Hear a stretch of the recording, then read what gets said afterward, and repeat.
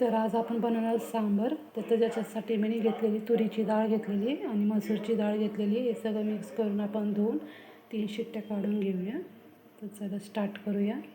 आपली अशी डाळ शिजून झालेली आहे, हे बघा पाहू शकता तुम्ही. आणि इकडे मी शेंगा पण असे शिजून घेतलेल्या आहेत थोड्या, म्हणजे मिठामध्ये. याची टेस्ट खूप छान लागते मग मिठामध्ये शिजवल्यावर. आणि त्याच्यासाठी मी इकडं 2 मीडियम साईजचे कांदे घेतलेले, 2 टमॅटो घेतलेले, कोथिंबीर घेतलेली आहे, कढीपत्ता घेतलेला आहे आणि मी असे 2 बेडगी मिरची टाकणार आहे. इकडं चिंचाचं पाणीसुद्धा मी केलेलं आहे, तुम्ही पाहू शकता. तर चला स्टार्ट करूया आपण. तर इकडं आपलं तेल तापलेलं आहे. ती मोहरी टाकून घ्यायची आपण. मोहरी छान तडतडली की जिरे टाकून घ्यायची. त्याच्यानंतर लसूणचं असं बारीक करून घेतलं, ठेचून घेतलं, ते टाकून घेऊया. लसूणचा छान असा कलर झालेला आहे. तर हिंग टाकून घेऊया थोडीशी.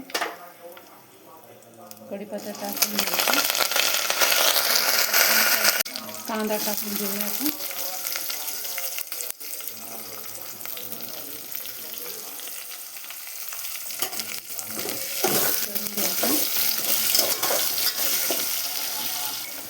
टमॅटो टाकून घेऊ.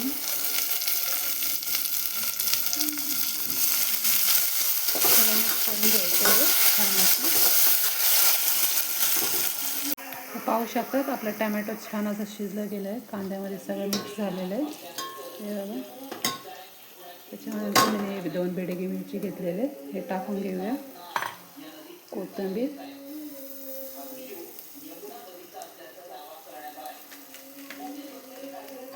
सुहानाचा सांबार मसाला टाकून घेऊया.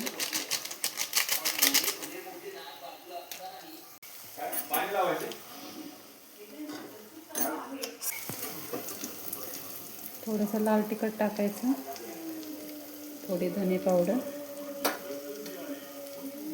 थोडीशी हळद, सगळं मिक्स करून घ्यायचं.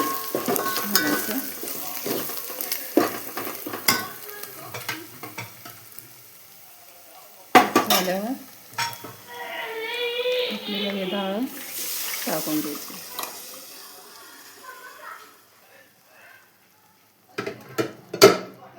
ते ढवळून घेऊ आपण छान असं, सगळं मिक्स करून घ्यायचं. ते पाहू शकता तुम्ही. चवीनुसार आपल्याला मीठ टाकून घ्यायचं शेवटला. आणि इकडे मी चिंचाचं पाणीसुद्धा करून ठेवलं होतं, ते टाकून घेऊ आपण.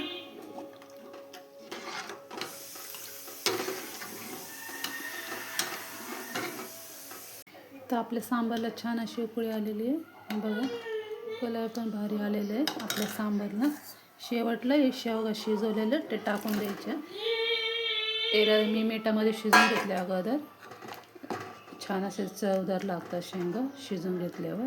तर हे पाहू शकतात आपलं सांबार तयार झालेले. तर पाहू शकतात आपलं सांबार तयार झालेलं आहे ते बघा. तर इकडे मी फक्त शेवगाच टाकलेलं आहे, तुमच्या आवडीनुसार तुम्ही भाज्या घेऊ शकता त्याच्यामध्ये.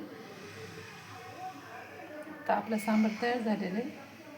त्याला तुम्ही भातासोबत खाऊ शकता, इडलीसोबतही खाऊ शकता, खूप छान लागतं. एकदा नक्की ट्राय करून बघा अशी सांबारची रेसिपी. बाय.